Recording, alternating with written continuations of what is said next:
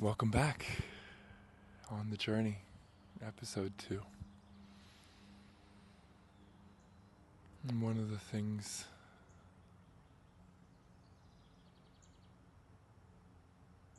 that I wanted to do today was read from this journal entry that I had. Part of this is kind of like marking time for me. This podcast is kind of like a form of journaling, of connecting, and what I want to read to you feels like a really important part of my story because it feels like a decisive shift. As I said yesterday, I've had this shift of really feeling a healing from the fear of my own emotions and my own emotional experiences. And there's this theory it's called internal family systems theory, and I'll say more about it later on. It's really intuitive. The basic idea is that we have different parts of us that get hurt, and our job is to learn how to connect with those parts.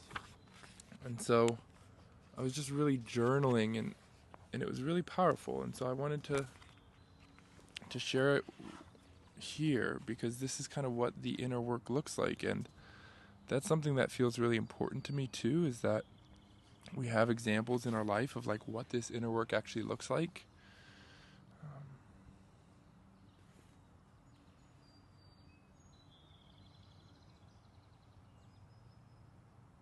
So I'll read a couple practices here. This is just my prayer.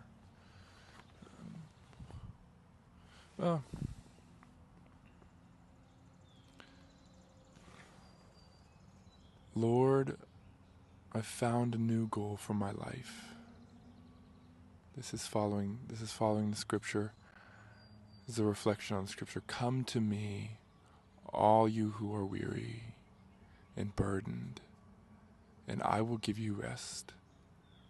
Take my yoke upon you and learn from me, for I am gentle and humble in heart, and you will find rest for your souls. For my yoke is easy and my burden is light.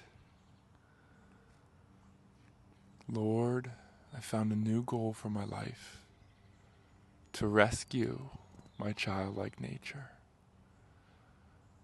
My goal is to commit to returning and reintegrating the joy, the openness, the spontaneity, the creativity, and the freedom of childhood, to walk without shame, to be present to here and now with a deep trust and surrender, to let go, to forget the me that I have erected, to stop building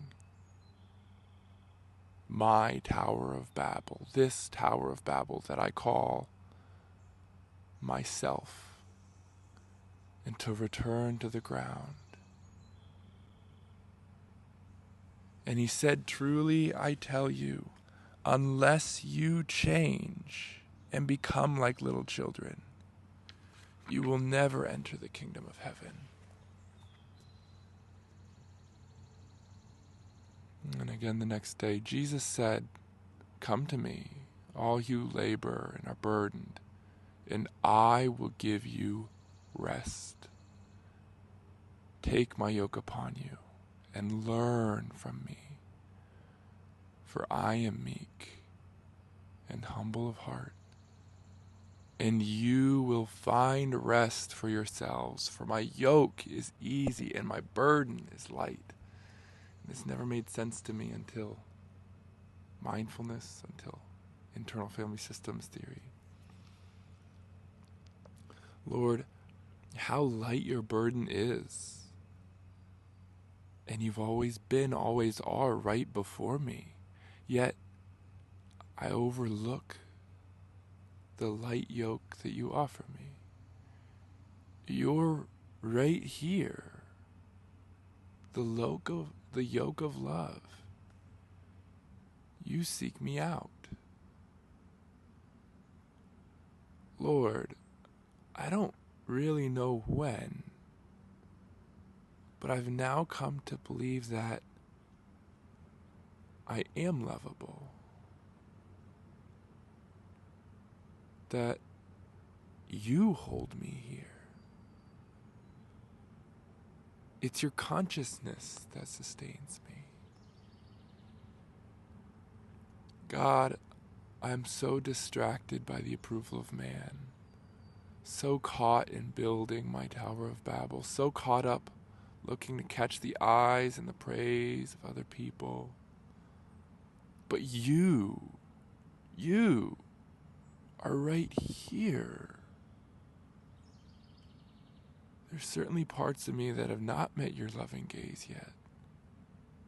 I can feel it in my eyes, in my throat, in tears. This part of me is terrified of your judgment. Really, I don't think this part of me knows any difference between you, my God, and anyone else, including the parts of me that are the judges. This part of me is so afraid of judgment that it wants to hide everything from everyone. I can feel it in my throat. Fear, shame, disgust, hate,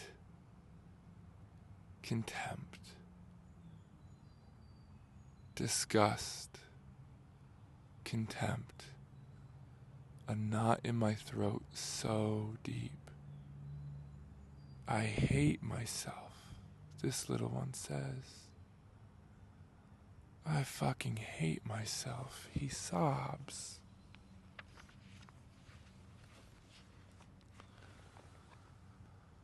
Alone in his room, 12 years old.